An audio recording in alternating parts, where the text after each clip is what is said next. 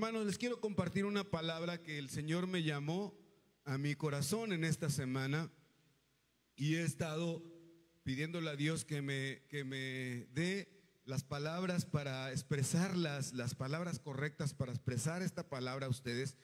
Y poco a poco el Señor me ha ido dando esta palabra tan linda que tiene su base, su fundamento en el capítulo 17 del Evangelio según San Lucas. Y voy a leer solo unos versículos y lo voy a compartir para los que están siguiéndonos en Face. Ya vieron, el título es Obediencia versus Fe y hay un subtítulo, y ya en el subtítulo digo algo importante, o decimos algo importante: es más importante o es mayor la obediencia que la fe. Si ustedes no están de acuerdo, espero que la palabra los convenza y ya puedan decir amén en cuanto lo crean. Voy a leer unos versículos entonces.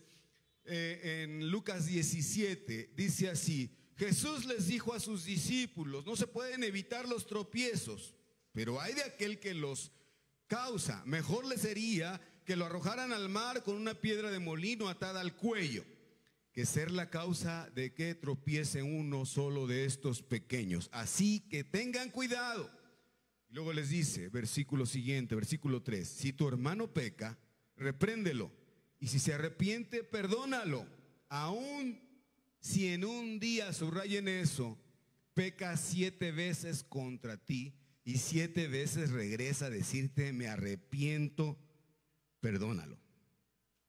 Luego los apóstoles le dijeron al Señor: haz que nuestra fe aumente.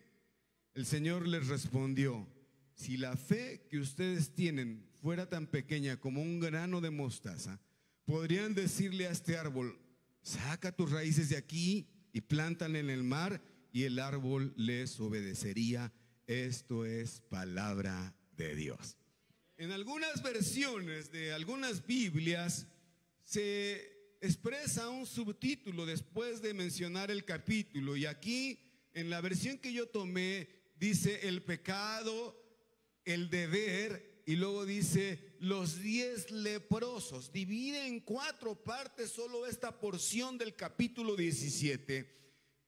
Y yo creo, con todo respeto, y no sé quién haya hecho esta división, que se equivocó, porque todo esto, incluyendo el pasaje de los leprosos, se refiere a una misma cosa, que es algo que el Señor nos quiere mostrar hoy, que es algo que el Señor ya me habló a mí y que estoy seguro que te va a hablar en esta hora, y que por lo menos te vas a llevar en la mente una palabra que es fundamental para acordarte de lo demás del sermón, y la palabra es obediencia. Repite conmigo: obediencia.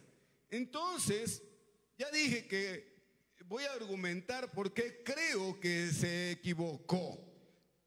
En primer lugar, el Señor dice: yo conozco la condición humana y sé que son propensos a fallar. ¿Quién dice amén? Constantemente fallamos. Y el Señor, lo más importante es que el Señor conoce nuestra condición.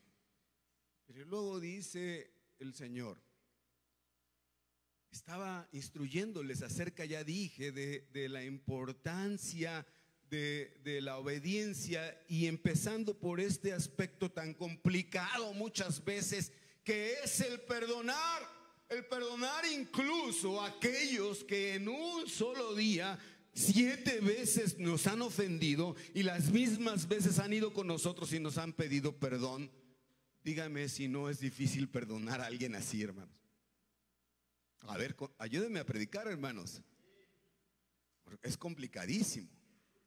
Y el Señor les dice: aún hay que perdonar 7 veces, no por el número de veces que hay que perdonar, sino porque el 7 implica perfección. Y ese perdón tiene que ser perdón y olvido, no como algunos dicen: sí te perdono, pero no, ni creas que se me va a olvidar. Y hay algunas personas que son históricas. Y alguien me podría decir: pastor, dirá usted histéricas. No, históricas, porque no se les ha olvidado lo que usted cometió, el error que cometió hace 15, 20 años, y todavía de vez en cuando se lo recuerda, ¿no? Oye, pues yo pensé que ya me habías perdonado. Pues sí te perdoné, pero no me olvidé de él. Y lo que dice aquí acerca del perdón perfecto, si 7 veces en un solo día, algunos voltearon a verse y no los quiero poner en evidencia, pero así suele suceder.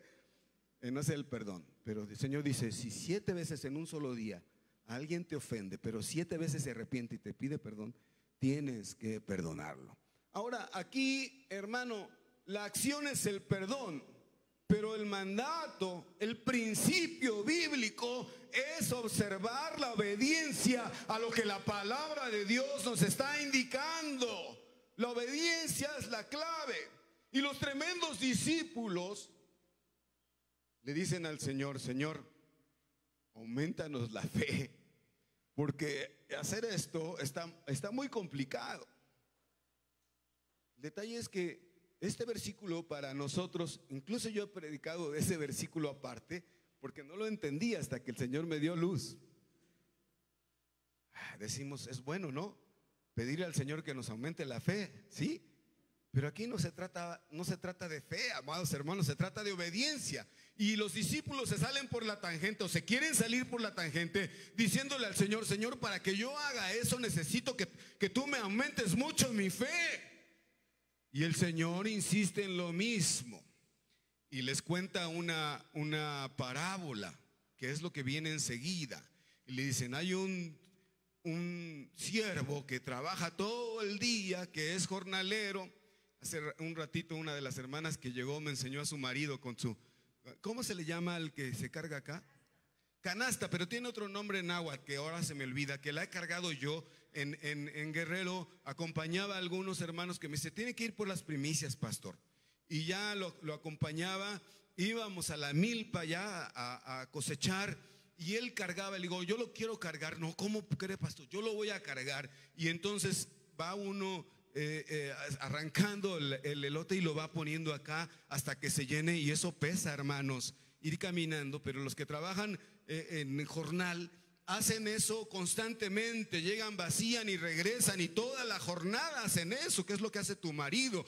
Y hace alusión nuestro Señor Jesús a esa parábola, ese siervo que trabajó toda la jornada, llega a su casa, y ¿qué le dice el amo? Le dice, sírveme la comida. El amo se sienta y le tiene que servir la comida. ¿Puedes decir amén? ¿Están conmigo, hermanos? Y hasta después dice la parábola, el Señor le dice, ahora sí siéntate tú y participa de la comida. ¿Es así, hermanos? Es el relato que viene enseguida.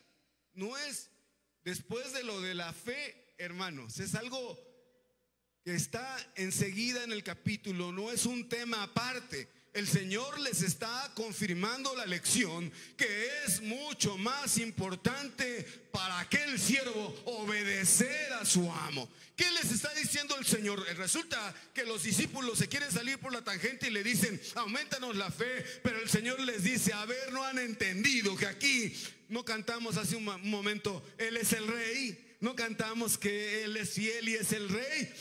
Pues al Rey hay que obedecerle, hermanos. Y si decimos tú eres mi Rey, nosotros nos estamos ubicando como siervos.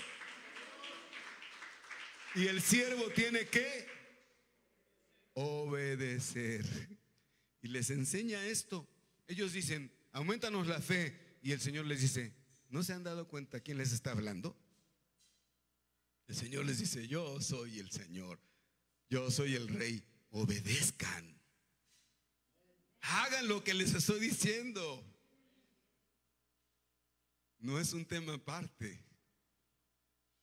Y Lucas, quien escribe esto, tiene un pensamiento crítico, científico, y acomoda justamente ahí, después de esto, un acto de misericordia y de amor de nuestro Señor Jesucristo, que no es separado de lo anterior.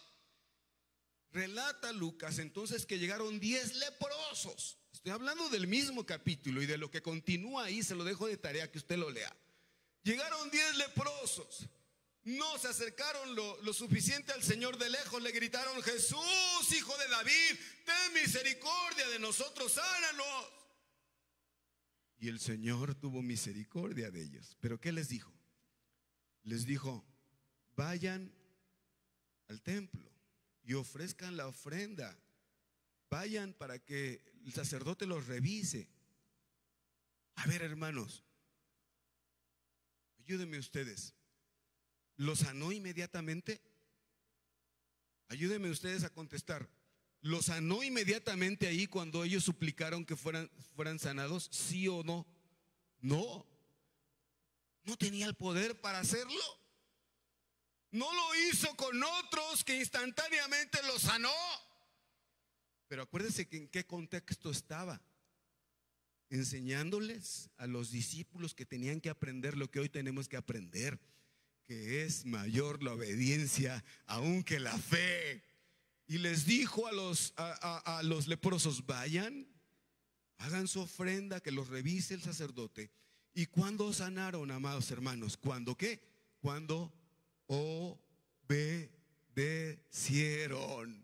Cuando hicieron lo que el Señor les indicó que hicieran. ¿Estamos entendiendo, hermanos, qué es lo que debemos hacer nosotros? Bendito el nombre del Señor. Bueno, pero quiero hablar de otros dos ejemplos de obediencia, si ustedes me permiten. Saúl, el primer rey de Israel, fue puesto por nuestro Dios, y una de las cosas más importantes, si no la más importante, que el Señor quería que hiciera Saúl es que obedeciera. Y voy a leer del capítulo 15 de Samuel. Recuerden que el profeta Samuel fue quien lo ungió como rey. Y dice el capítulo 15, versos 1 al 3, voy a leer. Un día Samuel le dijo a Saúl, el profeta le dijo al rey: te coroné rey de Israel porque el Señor me lo ordenó. Le dijo: escucha lo que Él quiere ahora. Este es su mandamiento. He decidido ajustar cuentas con Amalec por no permitir que mi pueblo pasara por su territorio cuando Israel salió de Egipto. Entonces, por lo tanto, ve y destruye completamente a Amalec. Hombres, mujeres, bebés, niños, bueyes, ovejas, camellos y burros. Esa fue la indicación del profeta para el rey Saúl. De manera que recibió el rey la indicación y fue e hizo como Dios le había dicho. Dios le dio la victoria fácilmente contra el rey Amalec. El detalle es que ya al llegar y darse cuenta que había bueyes cebús muy gordos y muy bellos, que había ovejas muy casi perfectas, y dijo: no matemos a este ganado. Lo escogió de lo mejor, dice la palabra que escogió de lo mejor, y ordenó para que gente de su ejército se lo llevara. También perdonó la vida al rey. Yo no sé qué alianza quería hacer Saúl con el enemigo, con el rey. Gracias, hijo. Pero quiero recordarles que la indicación de Dios había sido muy clara. ¿Qué es lo que tenía que hacer? Y entonces el Señor llama otra vez al profeta, a Samuel. Y le dice a Samuel: Samuel, me arrepiento de haber puesto como rey a Saúl, porque ha desobedecido mi mandato. ¿Y qué creen que hizo el profeta? Se fue a una silla ahí en un rincón y lloró y lloró. Y ya el Señor lo dejó llorar un ratito, pero luego le dijo: ¿Qué sigues haciendo? Deja de llorar. Necesito que vayas y le digas al rey Saúl que ha quedado destituido él y toda su familia por su desobediencia. Es que en ocasiones, amados, creemos que obedecer una parte de lo que nos ha pedido el Señor está bien. Y queremos entonces hacer de acuerdo a nuestro juicio algunas cosas y no de acuerdo a la indicación de nuestro Dios. Cuando nosotros pedimos que nuestros hijos hagan algo y luego les decimos, ¿qué parte de obedecer no entiendes? ¿O qué parte de esto no entiendes? En ese sentido, Dios quiere que seamos radicales. ¿Puedes decir amén? Y entonces fue el profeta Samuel y llega hasta donde está. El rey estaba muy contento. Dios le había dado la victoria. Y le dice, oye, rey, escucho un balido. ¿Esas ovejas qué? Escucho maullidos de vacas. ¿Qué es? ¿Esas vacas qué? Y entonces reacciona el rey Saúl y dice, bueno, es que quise escoger de lo más bonito, de lo más bello, de lo más perfecto de las vacas y de las ovejas para ofrecer sacrificio a Dios. Y Dios le dijo a través del profeta, la obediencia es más que todo sacrificio.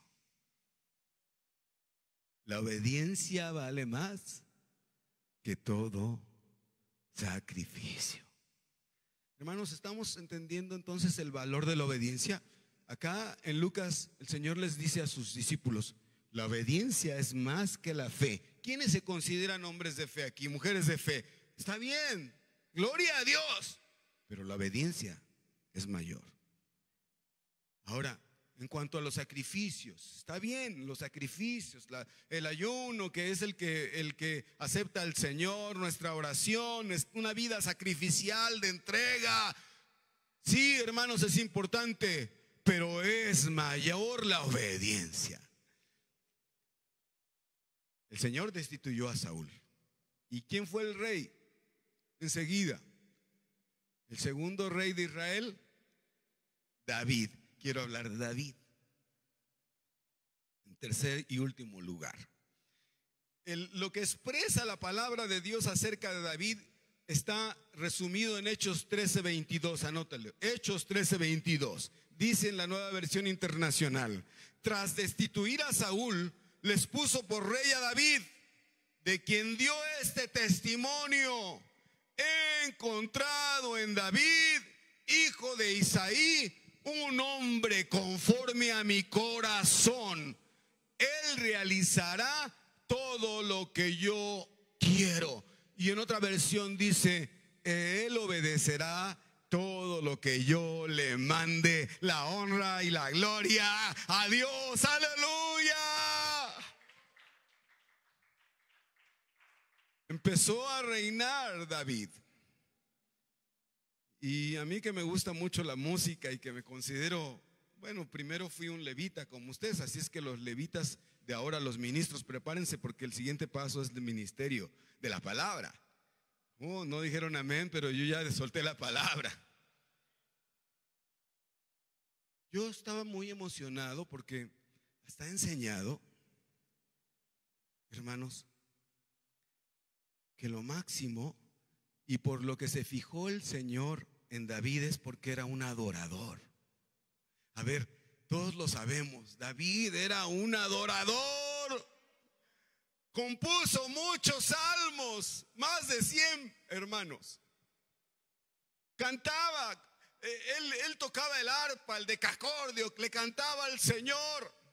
Su alabanza era tan tremenda como la que he sentido hoy aquí, que ha sido liberadora. La alabanza de David era liberadora, porque los espíritus malignos de Saúl, mientras que él estaba ministrando y cantando, huían. Y eso es lo que sucede cuando hay una alabanza que llega hasta la presencia del Señor. Hay liberación, hay libertad, hay sanidad, porque Dios habita en medio de la alabanza de su pueblo. Amén. Ese es el poder de la alabanza. Y entonces, por todos esos argumentos, yo dije, pues por eso escogió, por eso David era alguien que Dios lo amaba porque su corazón era acorde al corazón de Dios, porque era un adorador, porque era un compositor, porque alababa al Señor, hasta danzaba. Y no le importaba hacer el ridículo. Como a mí, una niña que ya creció, ahora me dice: pastor, no se sabe otro paso más que este. Le digo: bueno, pues es el único que puedo hacer, pero con eso lo hago para la honra y gloria del Señor, y lo seguiré haciendo. Sí, se atrevió a decirme. Bueno, los niños se les pasa, hermanos, y me ha aplicado para tratar de sacar otros pasos, pero ahí sí no se me da. Pero he dicho de compositor, adorador, danzaba, pero por nada de esto que he mencionado era su corazón acorde al corazón de Dios. ¿Me están escuchando? No era porque cantaba bonito, porque tocaba, no era porque compuso muchos salmos, no era por nada de eso, sino por lo segundo que nos da luz aquí la palabra. Porque él iba a hacer todo lo que Dios le había ordenado, porque iba a vivir una vida de obediencia, y por eso el Señor lo escogió, y por eso era acorde a su corazón, por vivir una vida de obediencia. David era todo eso, pero lo que más llegaba como un perfume grato a su presencia, más que los salmos que componía y sus cánticos tan lindos, era su obediencia.